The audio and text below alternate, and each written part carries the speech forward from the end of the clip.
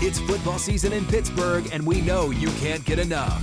So now it's time to talk all things football by going Inside the Huddle. Sponsored by MetaConnect.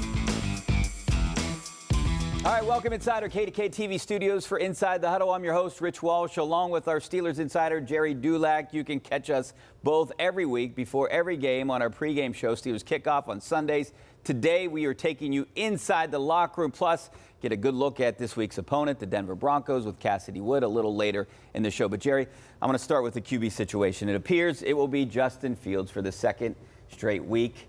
What do you know? What are you hearing? What's going on with this situation right now? Well, Rich, not only is Justin Fields going to start this week, the plan is to start him next week as well when they open the season at home against the Chargers. They want to be very sure that they give Russell Wilson enough time to rest that injured calf. You know, Russell's going to be 36 in November. He's not getting any younger, and they're worried about that injury morphing into something more serious like the Achilles. And so right now the plan is he's going to sit down for 2 weeks, and Justin Fields will be the quarterback these next two games. All right, so what happened? Can you take us through the timeline? I mean, Wilson practiced on Wednesday, didn't practice on Thursday and Friday last week. What happened in the meantime? Why hasn't he been able to practice? How did he aggravate his calf? Well, Rich, it's funny because Thursday morning at the walkthrough, I was told he took the first team snaps with the offense. Sometime between the end of the walkthrough practice in the morning and the afternoon, obviously live practice, his calf tightened up and he started experiencing pain. I can't tell you how and why it happened, just that it happened. And then, of course, he didn't do anything Thursday, didn't do anything Friday. We saw him in uniform. So obviously, if he had to go in and hand the ball off, he could do that as the third quarterback. And you see him throw the ball sometimes in drills, but he's not moving because they want him to protect that, protect the injury. So, it's Mike Tomlin said the other day that he's feeling better. That's a relative term because he might be feeling better than maybe the day before, but he's not feeling better than how he felt Thursday at the walkthrough or prior to that, and that's where they are with it. Well, we've been at practice all week, and he hasn't done much. He's officially listed as questionable, but I know, Jerry, watching him out there, just watching Justin Fields and the offense go through the motions, you could tell this is killing him right now, especially going to Denver. It's really bothering him, Rich. It really bothered him not being able to play in a season opener. Of course, it's really bothering him not being able to play against his former team. But, Rich, when you watch him in practice, I mean, he's the ultimate professional. He's just standing behind the play, and he's mimicking all the same motions and calls that Justin Fields is doing. That's why the guy is always fully prepared. All right, so how do you think Justin Fields did in the first game? Not a lot of yards passing, but he got the job done. The most important stat is a win, right? And he got the win. Yeah, Rich, and he touched the ball 30 times. By that, I mean he attempted 23 passes and he ran 7 times, did not turn the ball over. Running the football, did not throw an interception, and that's all they want from a young quarterback. It's what they wanted from Kenny Pickett, and it's what they want from Justin Fields. They don't want him to necessarily win the game. They just don't want him to lose the game. And the fact that he didn't turn the ball over was a big plus. And, he made some big plays with his feet, which, of course, we know he can do. But moving forward, he has to show that he can do more than that and produce touchdowns because, as we know, Rich, the whole offseason was talked about. We need to score more points. We need to score more touchdowns. And so far, that, of course, hasn't happened. Yeah, 6 for 6 on field goals. I know Tomlin loves what Justin Fields can do, but so do a lot of fans out there, and national analysts talk about what Fields can do. We have a tweet here from PFF, from Bradley Locker. It says Steelers QB Justin Fields posted the highest PFF passing grade, a 99.4 on deep attempts in week 1, threw 3 excellent balls with touch plus accuracy to George Pickens, although only 2 counted. The deep ball added an element to this offense that had been lacking under center. So what do you think the national perspective is on Fields right now? Well, Rich, the national perspective on the Steeler quarterback room in general is it's a wild topic, and it has been really, when you go back for the last 3 years, it seems to be, the drama that goes with the Steeler quarterback room. 3 years ago, it was the training camp battle, Kenny Pickett, Mitch Trubisky, and Mason Rudolph. Which really wasn't a battle. Of course it wasn't. It wasn't a battle at all. But 3.5 games into the season, Mitch Trubisky is benched after a halftime dust-up with Dante Jackson. Kenny Pickett gets thrown into the game. You know, he struggles, makes some plays, but he doesn't win a lot of games. Everybody wants to see Mason Rudolph. Then, of course, the following year, we see what Kenny Pickett's the quarterback. Then what happens when he gets hurt? Mason Rudolph comes in. Great controversy nationally. What are they going to do? They're going to let him ride. Is Kenny Pickett going to get the job back? Kenny Pickett sulked. And then, of course, they bring Russell Wilson in. Kenny Pickett throws his little fit. They trade him. Mason Rudolph sees the writing on the wall. He decides to leave. But the drama that surrounds the Steeler quarterback room, to me, nationally, locally and nationally, I don't know that there's another quarterback room in the league that receives as much attention the last 3 years as the Steeler quarterback room. And the reason why, Mike Tomlin makes it that way. Because he plays, I don't want to say games, it's gamesmanship, and he's very coy. He never likes to tip his hand, which sometimes I think is unfair to the player. But internally, I'm sure it's different, but from the outside, he creates this drama. And then I got a kick the other day when he says, I don't pay attention to it, I don't care about it, yet he's the one who fuels it. Yeah, this year, just like 3 years ago, I mean, there was a, quote, quarterback competition, but there really wasn't. Right. We all knew that it was Russell Wilson once he wasn't injured. But say he gets healthy. You know, I hate to look ahead here, but, let's speculate, right? The what if. That's what we do here. I like to play the what ifs. What if Justin Fields has a great game in Denver, wins again, coming back home for the home opener, is 3-0.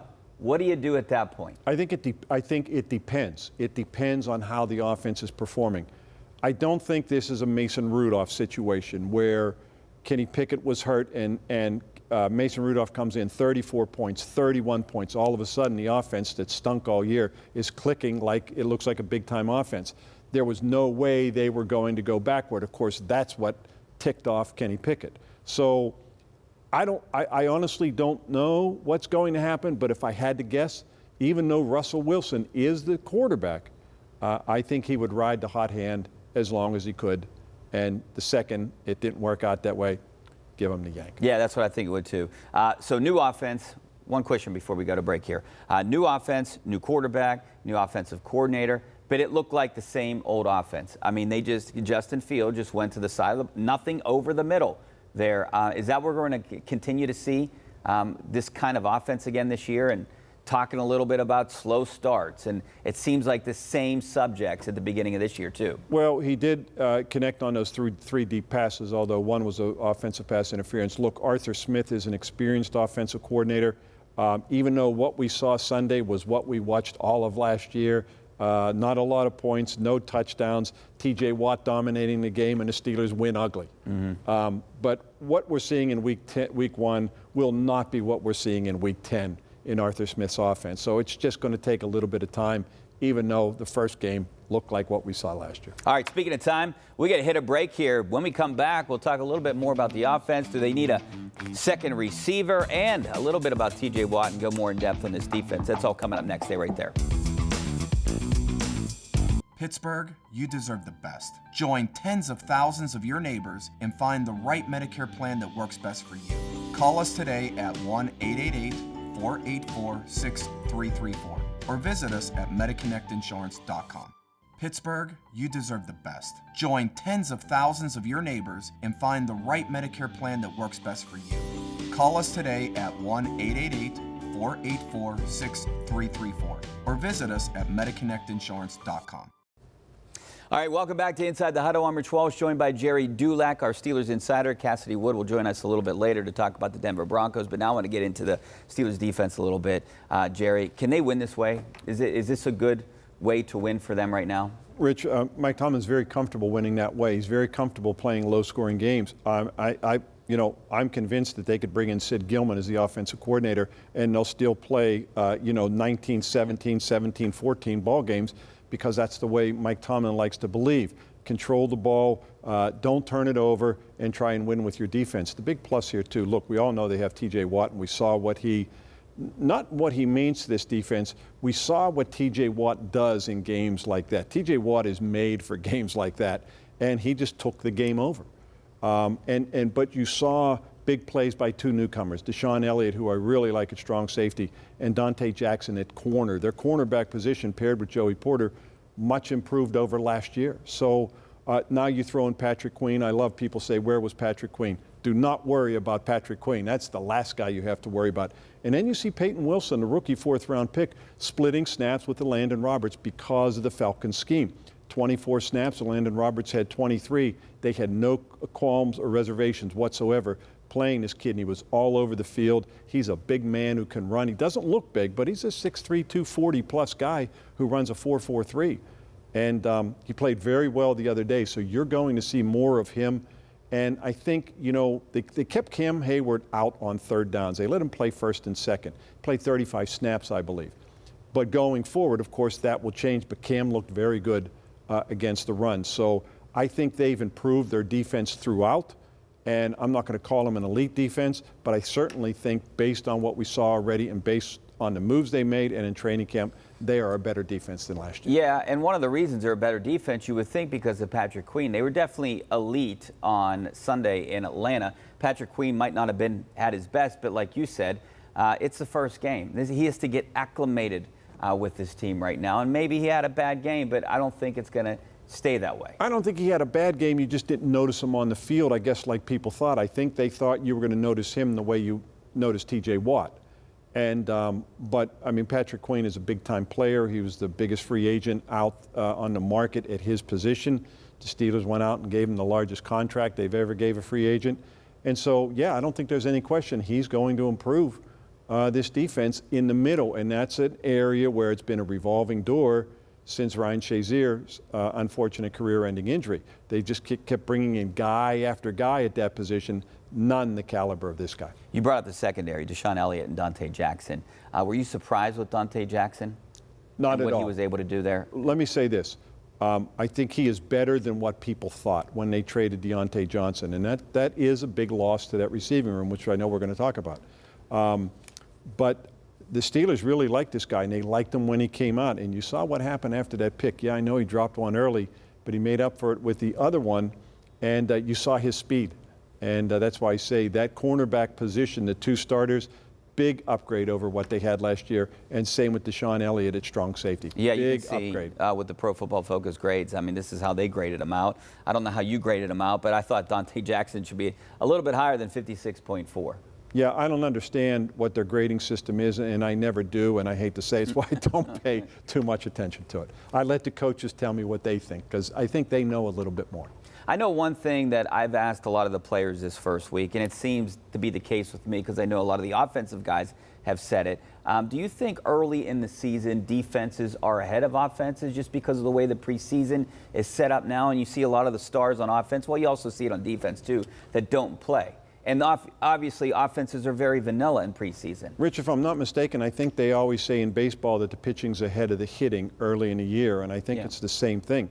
You know, I don't know that defensive guys would agree with that because they think the offensive players have too many things in their favor in terms of penalties working in their favor. But yeah, I definitely think that. And, you know, it's cyclical. We saw last year the league get off to a slow scoring start. And the Steelers, of course, were a big part of that. And so I wouldn't be surprised to see it again because I just think that's the natural trend. So after week one, what do you think the Steelers, what kind of moves do they need to make right now? Are we still looking at a number 2 receiver, or what position? What do they need to upgrade? Obviously, I mean, George Pickens is their main threat on offense. What about Van Jefferson? Is he still the guy there? Well, Rich, they're not actively looking for a number 2 receiver, but they're never going to close the door on that possibility. The problem is, who's a quality number 2 receiver, one that you would bring in, 2 that would be available.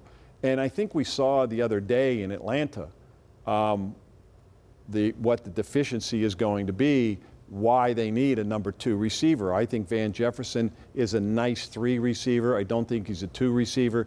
But when you lose a guy who averages 83 catches, 960 yards, and 5 touchdowns a season for 4 years, you're going to miss that guy. And that was Dante Johnson. And so that's hard to replace. And so, yeah, you can have George Pickens, and that offsets a lot of your deficiencies. but you still need that guy who can produce like that, and I don't believe they have that receiver on the roster. And so that's why a number 2, I'm not going to say it's a necessary evil, but it's something they would certainly like to have. All right, and maybe a potential change we might see here before the end of the season or in the next couple of weeks is what's going on up front on the offensive line. We've seen it at practice this week. Fautano's getting more reps at right tackle. Broderick Jones is switching around. Rich, you're going to see it immediate, well, as immediate as it can be, and the plan is they want to rotate those 3 guys, all 3 tackles, but they want to rotate them because they want Troy Fautano in the lineup. If he does not get hurt in the first preseason game, he would have been the starter in Atlanta. He would have been the starter the last 2 preseason games. They want this guy on the field. They feel he's their second best lineman already behind Isaac Siamalo. And so by putting him on the field, now you're going to see those 3 guys rotate. I don't know how long. When I say those 3 guys, Fautano's going to stay at right tackle, and Dan Moore and Broderick Jones will be at left tackle. And it was said to me that somebody's going to be unhappy. So somebody is going to get bounced out of that rotation. And I think when you have 2 number 1 draft picks, I think it's easy to guess who that might be. All that being said, Dan Moore has done nothing to merit going out of the starting lineup. He shut down Matthew Judon the other day. He's been very, very good. So I'm curious to see how they're going to handle it. I'd also like to point out Dan Moore's still young, too. Yes, he's not an old guy, an old vet. I mean, he's still young and still can play. And another guy that can play that I was impressed with the first game, outside of maybe that first snap, was Zack Frasier, which might not have been his fault, but he's come in and he's taken over that position, mainly because of an injury, but you can see what he did. 29 pass protection snaps, no pressures allowed, no hits, no sacks, no QB hurries. That's pretty good for your first start. And as that graphic's missing something, about 8 pancakes because he put Grady Jarrett down a couple times. This guy plays through the whistle. He's very tough. He gets on a guy. He doesn't let go of him. He played very, very well, and he's very impressive. And that's why they wanted to get this guy in the lineup as quick as possible. And if you isolated on him, the way he played against the Falcons, you watch him, he's really, really good. Yeah, Najee Harris even pointed him out this week during an interview. All right, we got to take a break. When we come back, we're talking about the Broncos, this week's opponent, and their new quarterback. They have a rookie, too. All that and more coming up next. Stay right there. Pittsburgh, you deserve the best. Join tens of thousands of your neighbors and find the right Medicare plan that works best for you. Call us today at 1-888-484-6334 or visit us at MediConnectInsurance.com. Pittsburgh, you deserve the best. Join tens of thousands of your neighbors and find the right Medicare plan that works best for you. Call us today at 1-888-484-6334 or visit us at MediConnectInsurance.com. All right, welcome back to Inside the Huddle. I'm Rich Walsh, along with my partner over here, Jerry Dulac. Now it's time to bring in Cassidy Wood to find out what's going on out there in Denver and their rookie quarterback, Bo Nix, who struggled against Seattle. Yeah, hey guys, the Broncos finished last season 8-9. It was a tumultuous season, capped off by the release of Russell Wilson.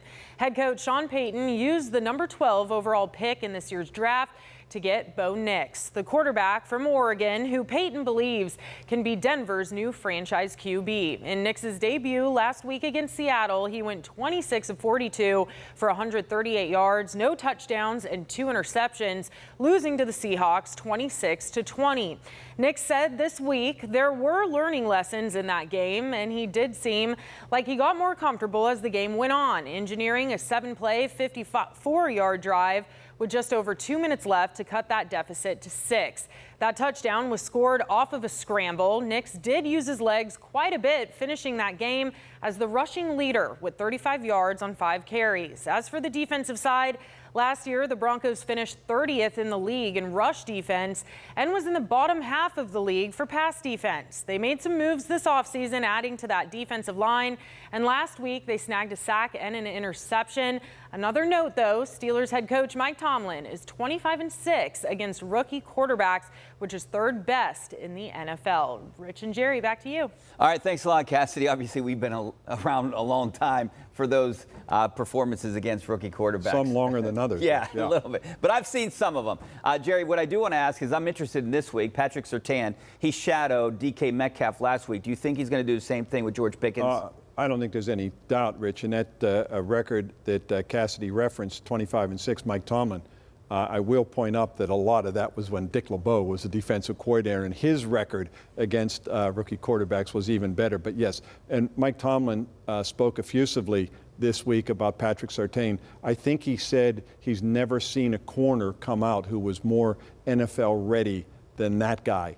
And there's no question that's why they have him. And the Steelers are the perfect team for a shutdown corner. By that I mean you have one receiver that you worry about, you take him out of the game and say, okay, go, you have Calvin Austin or Van Jefferson or Scotty Miller, go right ahead and try and beat us with those guys, but we're taking 14 out of the game.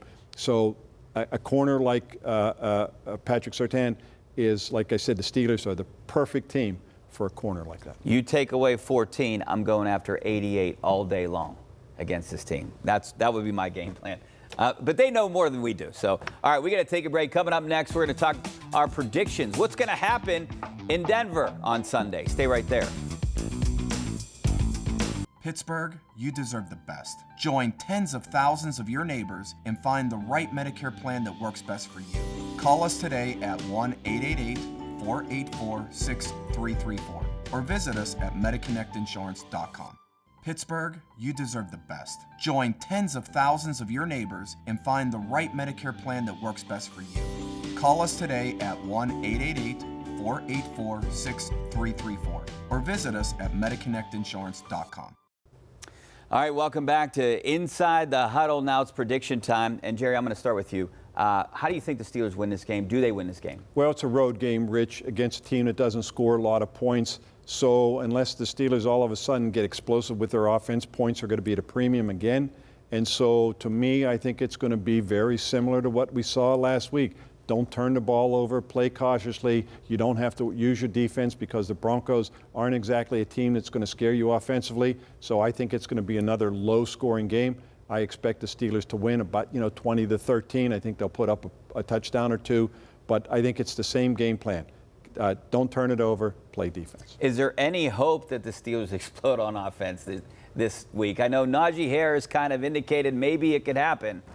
You know, Rich, but they were saying that every week last week, right? They do, and it's tough on the road because they want to play with a certain mentality, and it goes back to what I said earlier about the way Mike Tomlin wants to play. He doesn't want to play that freestyle, high-scoring offense. I'm not saying he doesn't like points. He does. That's why they made these changes.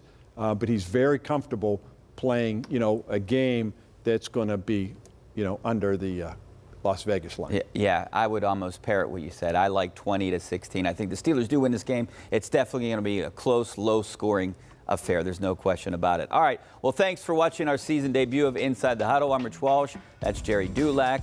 Thanks to Cassidy Wood. We'll see you next week, same time, same place.